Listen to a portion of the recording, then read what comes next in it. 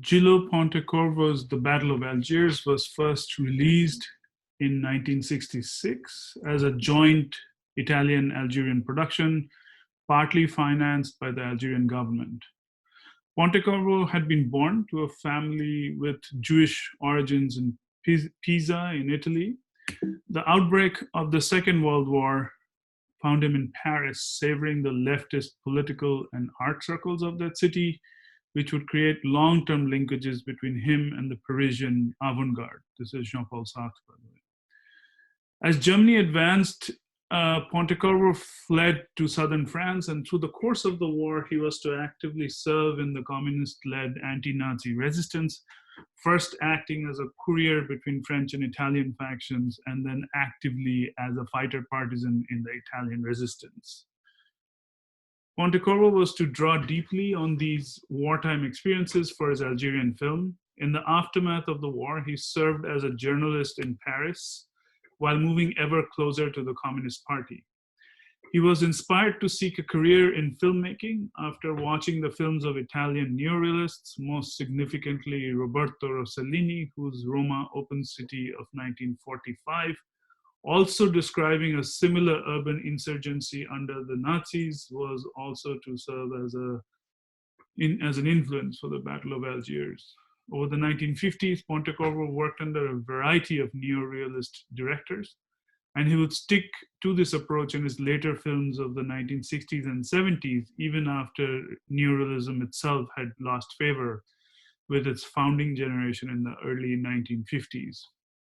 The neorealist approach sought to convey a sense of objectivity manifested in a number of devices, the use of non-professional actors such as Brahim Hagdiaj in Azali Lepointe in the Battle of Algiers, on-location shooting, a documentary style using voiceovers and features featuring common people and using large everyday crowds of people as a backdrop.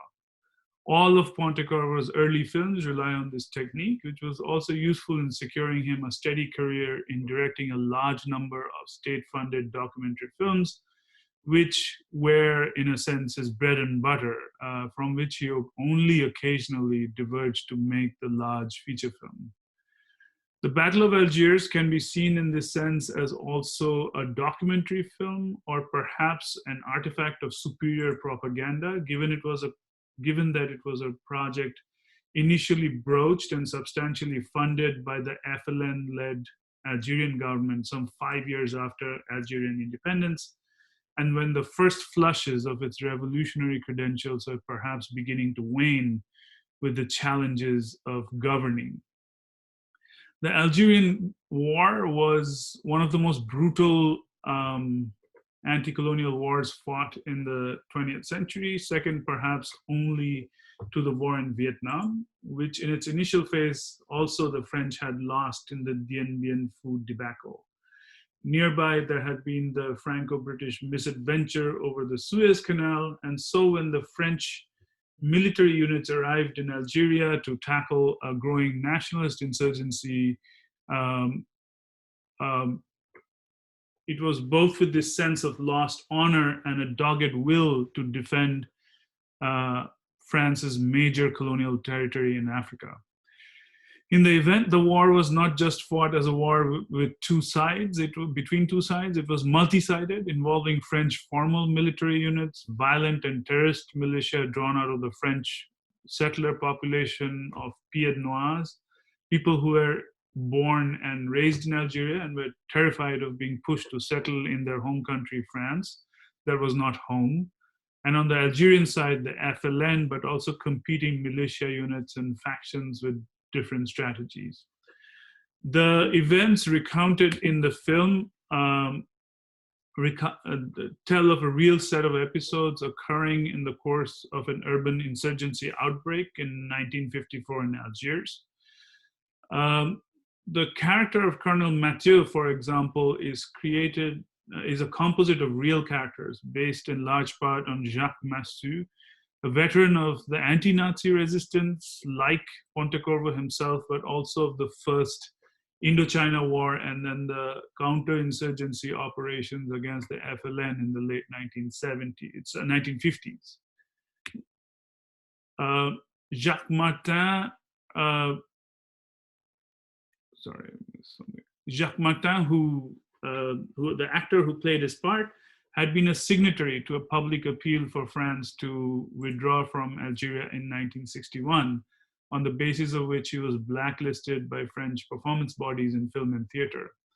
The role of Jafar was in fact played by Sadi Yassef, who wrote the script who wrote the book on which the script of the film was based, and who had served as the FLN commander of the autonomous zone imposed by the FLN in 1954. He was also the principal producer from the standpoint of the Algerian government for this film.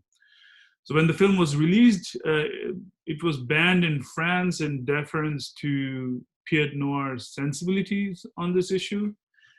It is also fascinating in this film to note how the city itself becomes a character in the film, particularly in the very different and spatial settings ascribed to the Kasbah as opposed to the European quarters. In Roma Open City, Rossellini had likewise linked the physical features of urban Rome as party to the drama of insurgency and counterinsurgency. And in the case of the Battle of Algiers, there's a very clear distinction.